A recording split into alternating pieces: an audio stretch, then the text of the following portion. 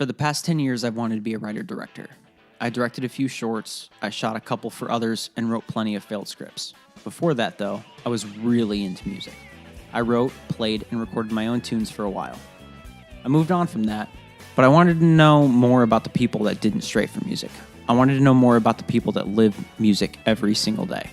This is the story of one of those people. My name is Matt Morgan, and I'm an audio engineer and videographer, and I also am a guitar player, musician, and music editor for an online magazine. My dad was a musician, so it was pretty easy. There was always music around the house. I grew up playing music, kind of dabbling in music. Me and a couple of buddies, we won kind of a talent thing in middle school, and we got to go play at the mall.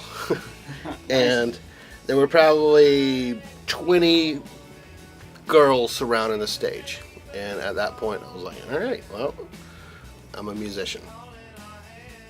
Process wildly depends on what I'm doing. When I write for film, obviously there's image and there's emotion already. Everything's been mapped out. What's going through everybody's mind at that moment in time has been already thought about. And so I follow the script almost.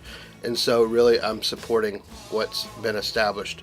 But when I write just for personal reasons, where like the Lackies, the band we'll be performing with at Fall for Greenville, that stuff is 3 or 4 minute rock music. Sometimes it comes up with just a guitar riff.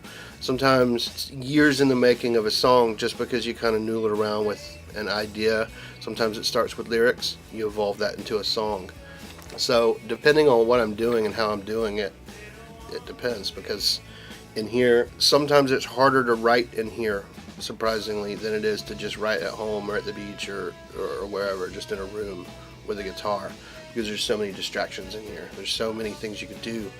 It's overwhelming. So it just depends in what way I'm writing and what for and what reason, you know. And then I prefer playing music. So if I'm producing and I get to play, then I like that the most. Producing other people's music and not being a part of that music, there's something lacking to me right there. My own stuff, I prefer it to be a group project instead of just me, because it's just more fun to be around people. But yeah, I prefer it if I can be a part of that creation process and performance process. As long as I'm performing, it really, there's pluses and minuses. Plus, live, there's people, so there's that energy that it doesn't exist in here. The energy only exists between the band members or people, or even if it's just me. It's a totally different environment for me to play, just rip some guitar solo right here alone is one thing. But to do it live and there's a crowd of people and totally different experience. But there's drawbacks to playing live. Sometimes it's hot. Sometimes there's people that there's nobody there. Sometimes you got the wrong time slot, or sometimes half the band is having an off night, or it's pluses and minuses with both environments. So I can't say which one I prefer.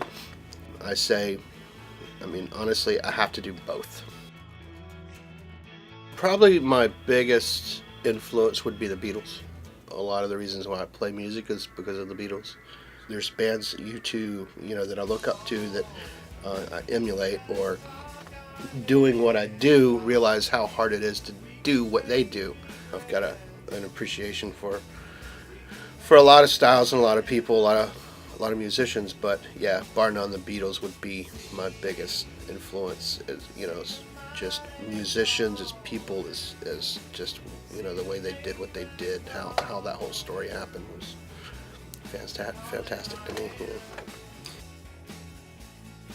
My advice to younger guys or guys coming up is just be around it as much as possible. Be around music, be around musicians.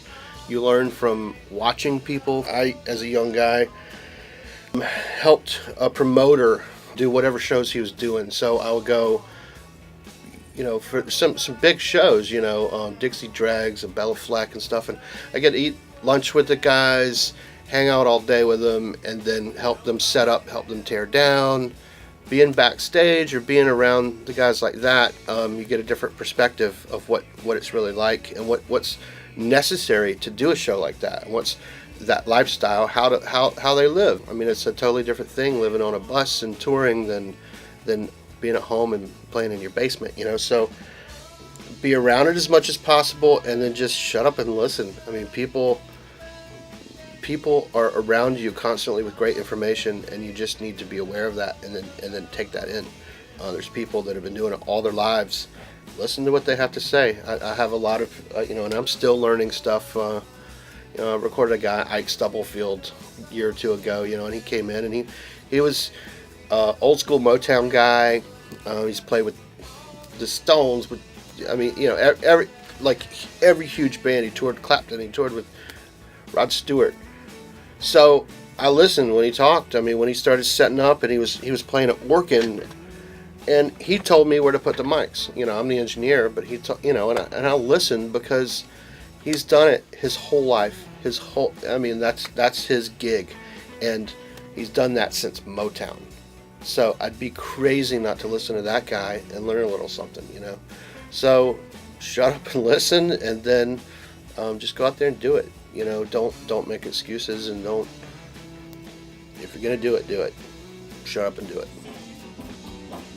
Shut up and listen has been probably the most inspirational advice I've gotten in a long time. Shut up and do it. It makes so much sense when you think about it, and after this sit down with Matt Morgan, I appreciate that so much more.